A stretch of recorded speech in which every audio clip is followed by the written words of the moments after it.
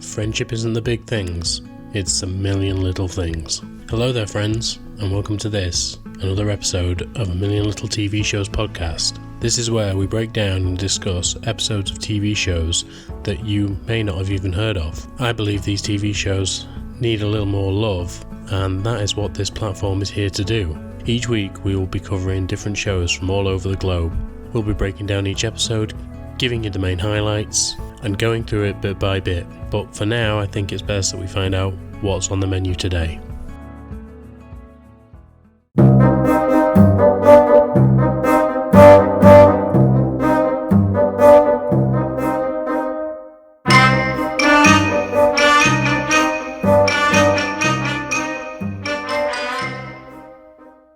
Hello there, and welcome back to this A Million Little TV Shows podcast. This is now episode 11 of season 6, and today we're going to be going back to Santa Clarita. We're going to be hitting the Santa Clarita Diet, and today we're going to be getting caught up with our favourite couple, the Hammonds, and all the zombie antics that they get up to.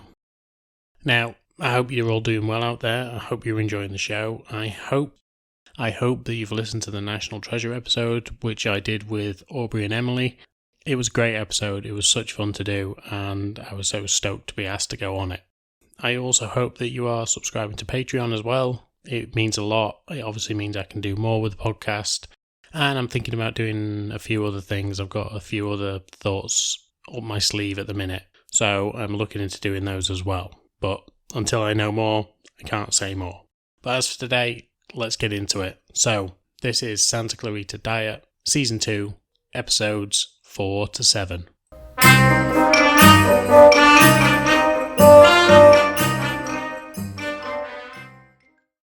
Episode 4, The Queen of England.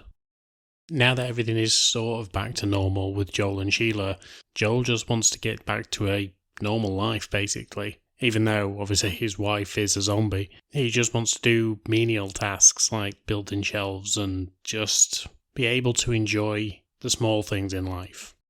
The last few weeks have just been way too much, and he just needs that structure in his life. And by structure, I mean shelves, because that is all he wants to focus on right now. Sheila, however, informs him that they need to go and do one last deed, and that is to kill Gary.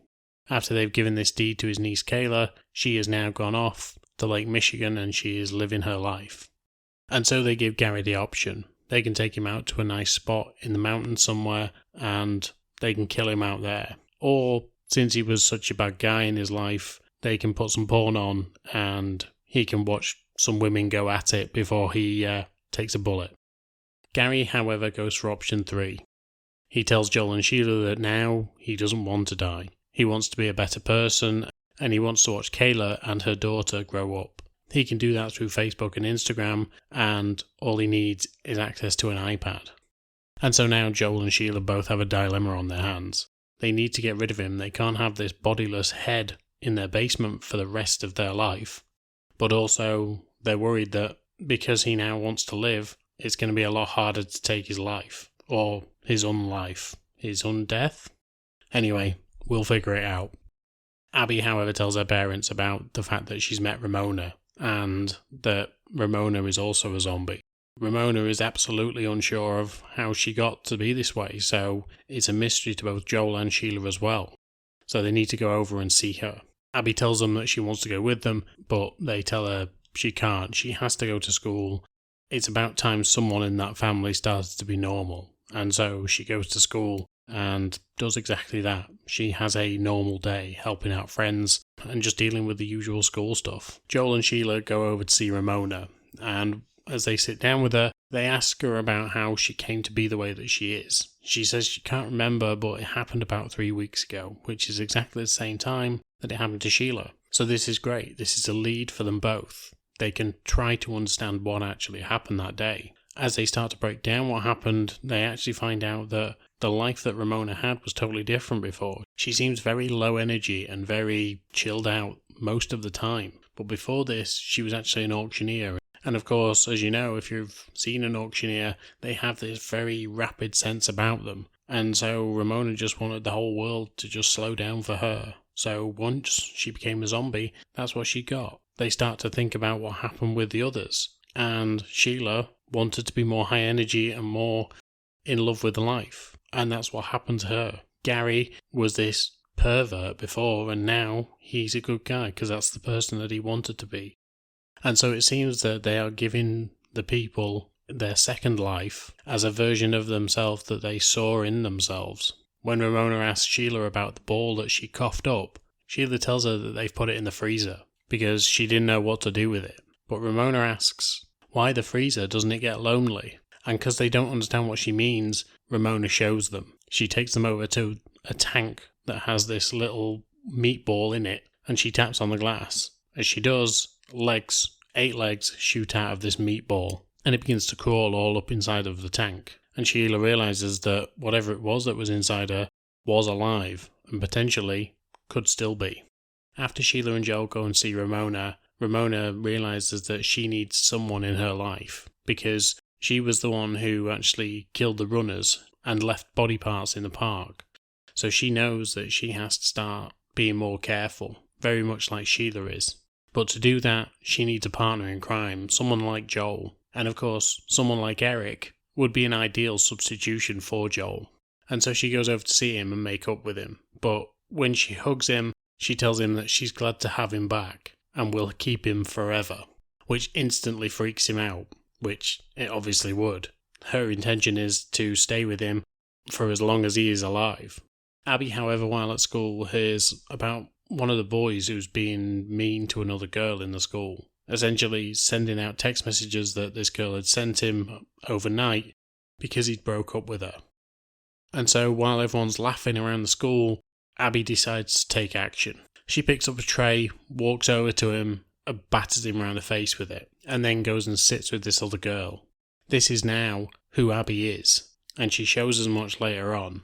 Because once she gets home and tells Joel and Sheila that she's had a normal day, she reminds Joel and Sheila that they are going to be having guests tonight, because the dinner that they arranged with Lisa is now upon them.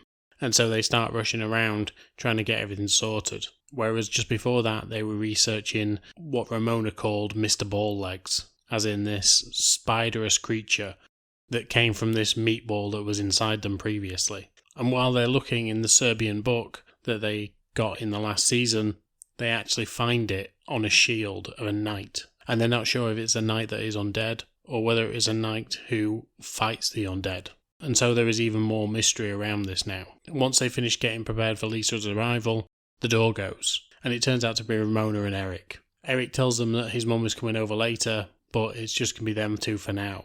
Ramona tells them about how she is using Eric as her own Joel, and that they were the inspiration behind her getting back with him, and that she is not letting go of him whatsoever.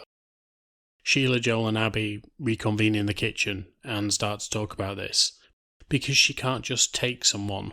It's not fair on Eric to be part of this, because he obviously doesn't want to be. And so now Abby has to save her friend with the help of her parents. They go back through and they end up getting into a scuffle, and as Ramona goes to try and bite Eric, Abby takes her belt off, wraps it around Ramona's neck, and starts choking her out, stating to her parents that this is who I am now. After a minute, they speak to Ramona and they realise that it's not just that she wants to be with Eric and that she wants him to go with her, but she just doesn't want to be alone anymore. She's had this whole issue now for 3 weeks, just on her own, and around about the same time that Sheila has, and she just can't take it anymore. She wants what Joel and Sheila have, but Joel and Sheila tell her that we've worked on this for 20 years. This is who we are because this is how we've been for so long. And so you're not just going to get this overnight. You can't just bully someone into being that way for you. You've got to go out there and find someone to be your Joel. Ramona understands and leaves. And the next day, she writes a text message to Eric telling him that she's going to be leaving town. She also tells him that she has left a key under her mat and hopes that the Hammonds will go over and pick up Mr. Ball Legs. Once they go over to her flat, Sheila thinks that everything is lost. She's not going to be able to find out how Ramona actually got infected, but then Joel finds a clue. It would seem that both Ramona and Sheila had the clam special from a certain restaurant on the same night, 2 days before they got sick. And so, that can be their only lead right now.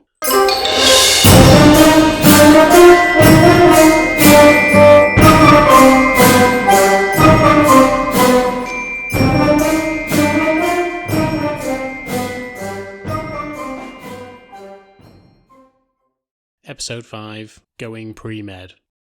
Both Joel and Sheila are staking out two places. Joel is staking out the restaurant where Ramona and Sheila got the food from, and Sheila is stalking the Nazis. The one which they've already met, Boone, they are already thinking about killing him. But now they have to start coming up with a plan of how to do it. Joel, however, goes into the restaurant and he pretends to be a documentary filmmaker. What he actually wants is to get the receipts from 3 weeks ago on that Friday night, so he can see who ordered the same thing as Sheila and Ramona, and see if the same thing has happened to them. However, since Joel has a Yelp account, he is actually quite active on there. He's one of those types of people. And when he speaks to the owner realises that this man has already given him a review, and it wasn't a good one. So he tells him, look, if you write us a proper, good review, we will let you see those receipts. However, throughout the episode, each time Joel is trying to write one, it is absolutely awful. He just doesn't seem to have the knack for it because he doesn't like telling untruths. Yes, he's got this massive secret that he's got, and he's trying to keep away from as many police officers, even though he's surrounded by them, as possible. But when it comes to actually his integrity online, he doesn't want to give that up. So making up a good review is just falling by the wayside for him. Sheila, however, has started training with Anne, who is Lisa's new partner, the deputy sheriff. And while she is, Anne asks her advice, because it would seem that nobody in the police force is really talking about the fact that there's a lot of people going missing at the minute. And even though Anne wants to pursue it, no one will really let her. Sheila tells her she needs to get more focused and actually start doing some hobbies. Anne tells her that she likes things like art and she likes things to do with nature. And so Sheila starts thinking about things that she can do, maybe painting, maybe going for walks, or painting flowers, to combine both of those things. But Anne tells her, I also like to solve puzzles and look into things. So she says, if the sheriff's department don't want me to go and look into this, I'm going to do it anyway. And it's all because Sheila has inspired her to pursue what she actually wants. But obviously, that does not bode well for Sheila. Joel, however, is speaking to Rick, the other cop that lives on the other side of them. And Rick, all he wants to do is just get high. He's not bothered about any of this. And so it's two total different sides of the coin when it comes to these two people. And it was the same when Dan was around. And so when Sheila comes back and finds Rick there and tells Joel that she needs to speak to him, Rick leaves. Sheila tells Joel the problem that she's now got with the fact that Anne is on her tail and that they really need to start looking into doing something totally different when it comes to these kills. And Joel berates her for making friends with a police officer because all it's done now is made life more complicated for them. She brings up the fact that he's friends with Rick, but he says, yeah, but Rick just doesn't care. He just wants to get high. He only joined the police force so he could ride a horse on the beach. And so essentially saying that they're just totally different people because Anne is a hell of a lot more driven. And so they decide that because they can't go and kill the Nazi at his place, that maybe they could rent a storage bin and they could go full Dexter on it by actually putting plastic all over it and then putting the freezer in there. So that it is a quick, easy clean-up and they will be able to store the meat in there. Joel really can't think of any other reason why they shouldn't do this. And in the other storage bin, they take Mr. Balllegs and Gary because they can't have him in the basement anymore. And so now all they have to do is lure Boone to this storage bin. And the actual poster that they make is fucking brilliant. So it says World War II memorabilia, white people get 10% off. And so as soon as Boone sees it, he says, well, I'm white. And so he calls the number that's on there and arranges to go and meet Sheila at the storage bin. Abby, back at school, ends up in trouble because of the fact that she smacked one of the other students with a tray. However, when she ends up in the principal's office, Principal Novak again, and he's trying to get her to confess to this, she tells him that she's not going to. If he had anything on her, her parents will be there, and since they aren't, he has nothing. He admits as much, but he tells her that because of the time that she's been taken off, he's going to punish her anyway.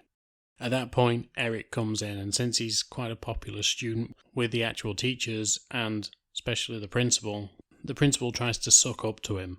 Eric, however, is there to assist Abby, to make sure that he doesn't do anything against her, and that she gets off for the crime that she actually committed. And so he essentially bribes Principal Novak, saying that if Principal Novak doesn't agree to his terms of Abby joining the environmental club as a penance for what she's done, then Eric won't compete at the national finals.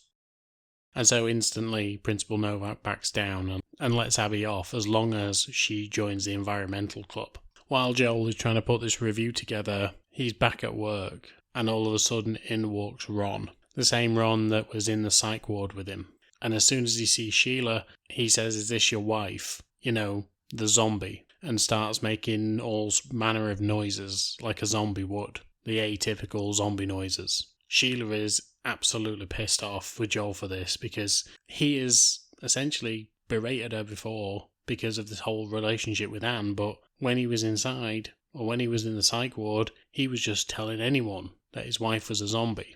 And so he has to tell Ron that what he said before wasn't true, and that he was in a bad place back then, and he's obviously got the wrong end of the stick when it comes to Sheila. Ron tells him that there's some people that I know that would love to meet her, but he's totally uninterested, and tells Ron that he can no longer see him. Sheila and Joel set up a box with nothing in it, but it is there to lure Boone in. And so, as soon as he turns up at the storage bin, he walks straight in and is just about to go over to it before he says, "I need to go and get my assessor." At this point, he brings in another man, but we hear from outside that there is sort of a forklift truck sound outside. And it's at that point that Joel sticks his head out and realises that the other guy that's with him is actually in a wheelchair. Boone wheels him in, and this guy is just as bad as Boone is. But Sheila is trying to have a moral compass at this point, because can they kill a guy in a wheelchair? Joel and Sheila keep debating over this because he's a Nazi, but he's also in a wheelchair. And just as they get into it, they decide that they can't do this, and so tell Boone that they're actually going to donate this artifact to a Nazi children's home. The guy who's with Boone just won't accept any of this and starts to wheel himself over. He insults Sheila, and as soon as he does, Sheila looks at Joel, and Joel just says with his eyes, "Go for it." And he distracts Boone while Sheila digs into his friend's neck. Just then, as Boone turns round and goes to attack Sheila, Sheila jumps on him and takes him out as well, and continues her feast, while Joel just gently shuts up shop and goes to the other storage bin to go and speak with Gary. Joel starts telling him about how Sheila is in this other storage bin, and she's absolutely going to town on these two Nazis. He also tells him about how the other day he came home and his kitchen looked like someone had been shot out of a confetti gun, and that there was a penis in his fruit bowl, which is a fucking great line. And so while he's telling Gary about all of this, he realises that he does actually need someone to talk to about everything that's been going on. And maybe Gary is the person that he can talk to about this, because where's Gary going to go? Can't tell anyone anything. Abby is annoyed at what's been going on, because there is going to be fracking in the area, and that is what this whole environmental club is talking about right now. But she decides that she can't just sit and do nothing. Essentially all they're doing is just getting signatures for a petition, and she tells them that this isn't the way that this should be done. Something needs to happen. I need to chain myself to something, I need to eat something, I need to not eat something, but I need to do something. And her and Eric walk away to do something further for this cause, and stop following the rules like they always have. Since Ron has been rejected by Joel, he meets up with two other people, and those two people are the ones that we saw in Goran's flat earlier on in the season. They are sat talking to Ron about everything that's gone on, and he tells them about how his friend Joel has married a zombie. They say that they'd really love to meet her, but we actually see that there may be a sinister side to all of this. They know that people in the area have been looking for Serbian bile, and then the male of the two of them rolls up his sleeve and shows that he has a Mr. Balllegs tattoo. And so we can only assume that he is now a knight, because he tells Ron that they have a very specific mission to do, and they need to meet Sheila.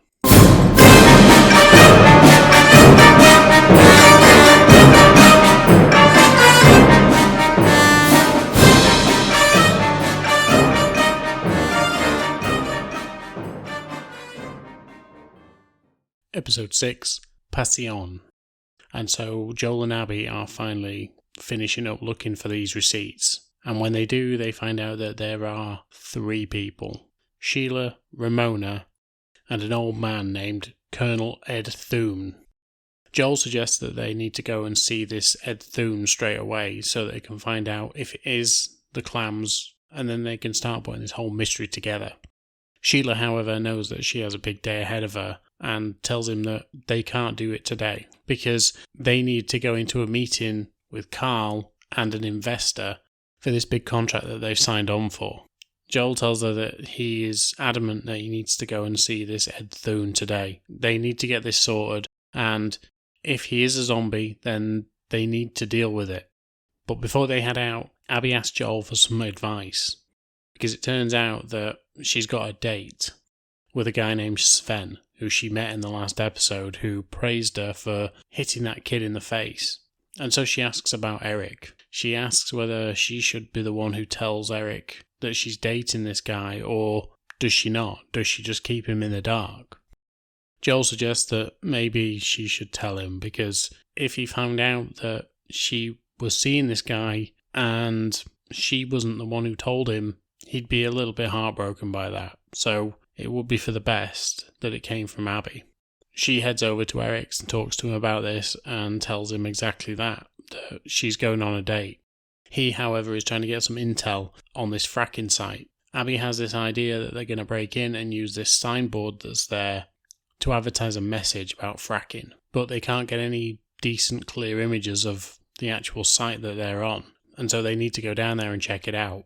When Eric suggests that they do it today, Abby obviously tells him that she can't because she has this date. However, when she gets on the date, this guy Sven is absolutely awesome. He's been travelling, he's just got back from Greece, he plays guitar, he is into surfing, he's fit, he's handsome, everything you'd want. But when he asks about Abby's story, he's interested in her, and as soon as she starts to talk, she realises one thing. She can't tell him anything about her actual life. And the bit that she does tell him about why she attacked this boy at school, he seems turned off by it.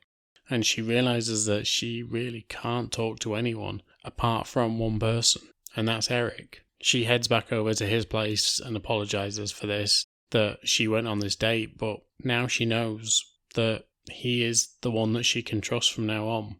Sheila heads into work, and when she gets there, her boss Carl is just being an absolute dick. She's brought him in pastries and she is trying to charm him. She's trying to be the old Sheila and just be very subservient so that he basically just gets his tummy tickled.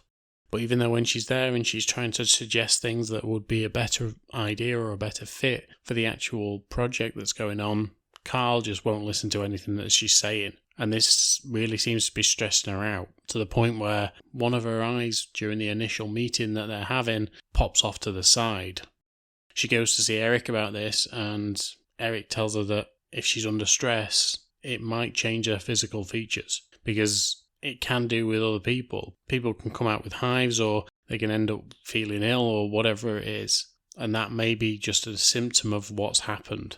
And so he tells her that she needs to be less stressed where she is.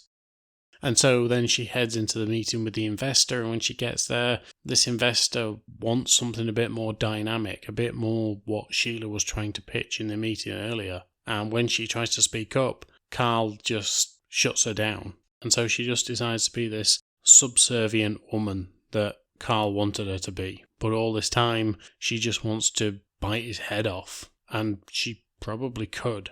However, as Carl takes the investor away from the desk, Sheila puts one of her fingers in her mouth and bites down hard.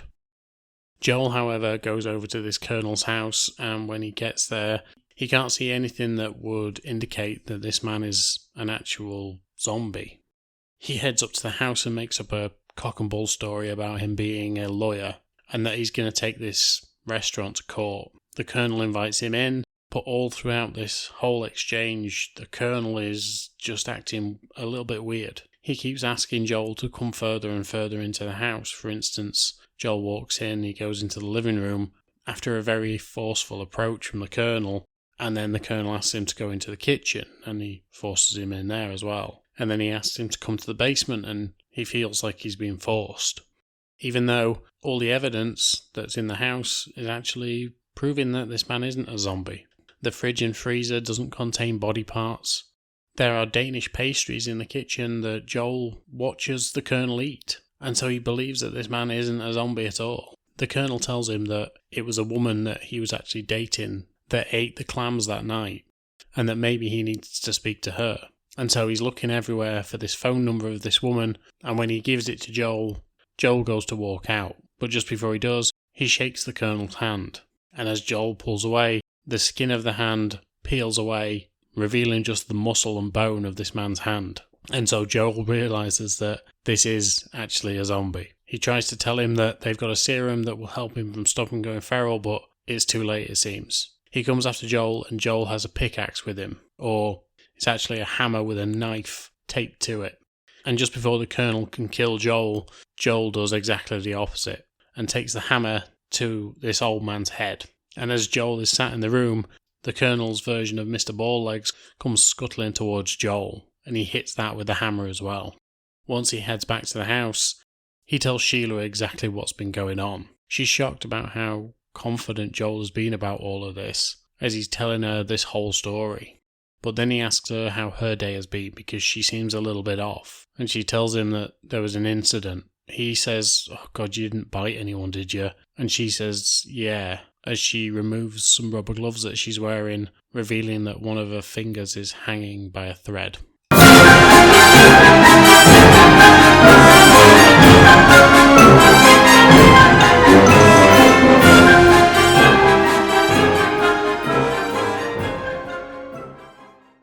Episode 7, A Change of Heart. So Joel and Sheila now need to decide what they're going to do about this whole situation with the finger. But as they keep getting into things, little arguments about whatever's going on, Sheila ends up shaking her hand at Joel, and obviously the finger just rips straight off. Instantly, they don't know what to do with any of this. They don't know if it can be reattached, they don't know if it will just hold where it is, and so they're both stuck. However, when Eric comes to the door, Joel realises that this is the person to ask, because he's known everything else so far, so hopefully he'll have an inkling of what the hell's going on.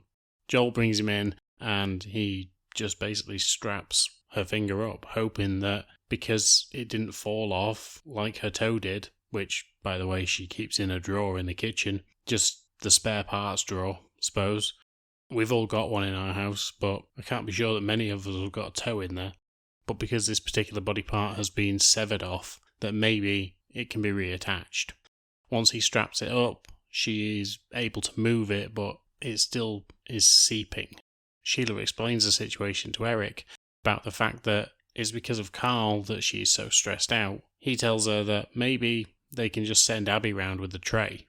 Neither of them understand the reference, of course, because they don't know what Abby's done. However, he spills all because he can't help himself, especially around adults. He always wants to please them. When they head upstairs and start talking outside Abby's room and she can hear the whole conversation going on, she tells them that she can hear them, and then she confesses to everything that has happened. Sheila and Joel try and teach her a lesson by making sure that she does the right thing. And all this time, Abby keeps telling them, "Yeah, but if I do the right thing, are you going to do the right thing? Like, you kill people. Are you going to go to the cops? Are you going to tell on yourself?" And of course, it's all tongue-in-cheek from Abby. She knows that they're not, but she's trying to prove a point. But they are trying to be good parents. And so they take Abby over to the house of the boy that she hit, a boy named Christian. As Abby sits down to apologise, the parents of the boy walk in. And of course, it's the other realtors, the Chris's, Chris and Krista. They end up getting into a blazing argument, and each time Joel is trying to just settle everything. He's trying to be calm and make sure that this doesn't escalate. But essentially the Chris's threaten Abby and tell her that they're going to make sure that she doesn't graduate. They're going to get her expelled from the school that they're at. And so, to get ahead of the problem, Sheila, Abby and Joel decide that they're going to go and speak to Principal Novak. However, they're going to go to his house, and of course last time they were there, Joel trashed the place. They go over and they speak to Principal Novak, and as soon as he hears that Abby was actually involved in this whole situation, he thinks he's won, and tells her, fine, great, you're now expelled. Sheila thought that she was doing the right thing by actually getting Abby to confess, but it turns out that it wasn't the right thing. Sheila heads towards Principal Novak as he closes the door, and she ends up getting her finger trapped within the door.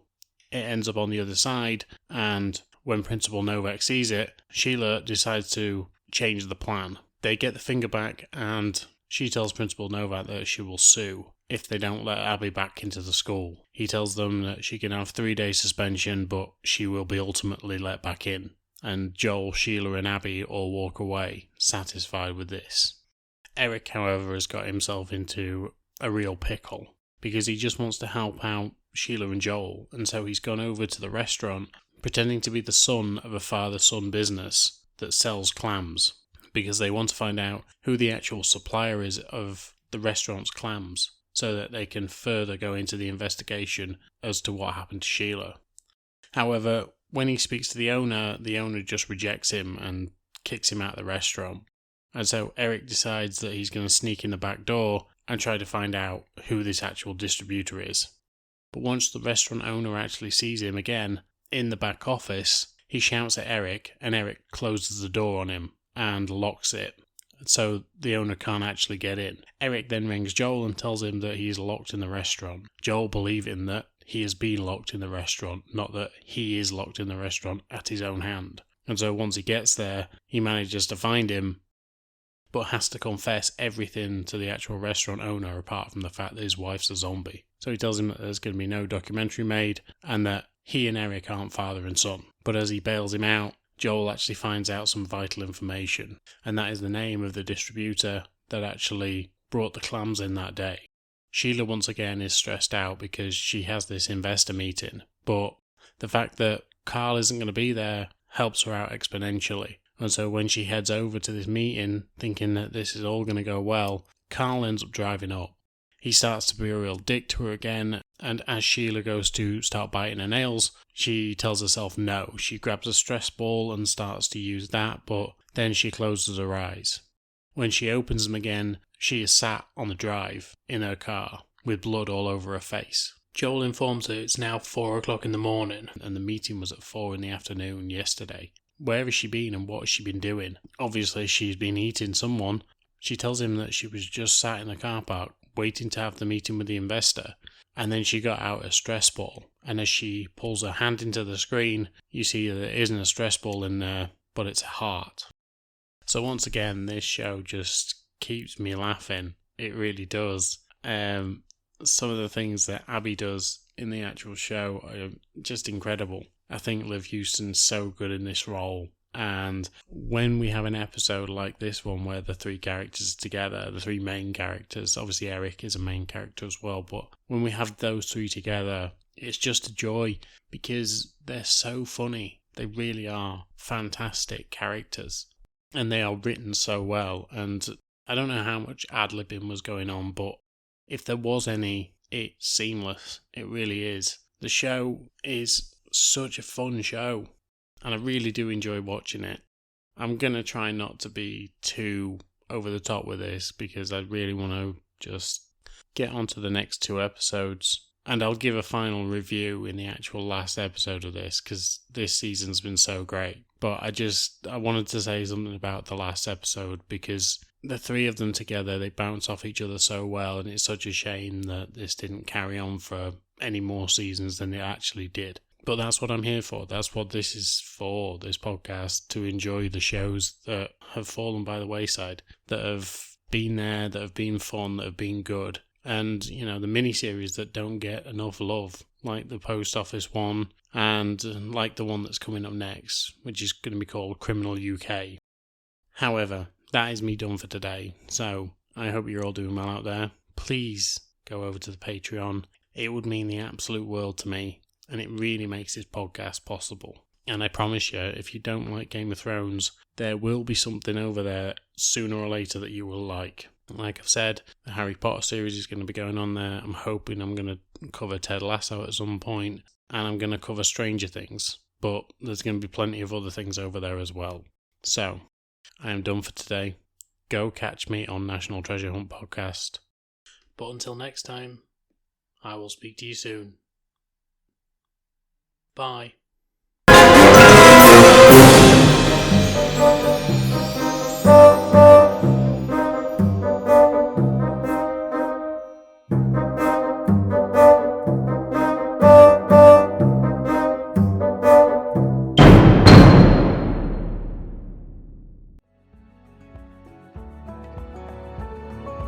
And that is it for now, amigos. And yes, I am as angry as you are at me for that sentence, but I hope you enjoyed the show and had some fun along the way. It means a lot that you are listening and supporting me. This is an independent podcast after all, and doesn't get a lot of backing, so it is great to know that you're out there, you're listening, and if you want to come talk to me on any of the platforms I'm on, just come say hi. I'm on Instagram, I'm on Twitter, and I'm even a little bit on TikTok. I don't post there much, but I'm on there. And you can also drop comments in the comment sections on any of the platforms: Spotify, Apple Podcasts, Podbean, wherever you get your podcasts from. But as always, thank you for your time, and I will speak to you soon.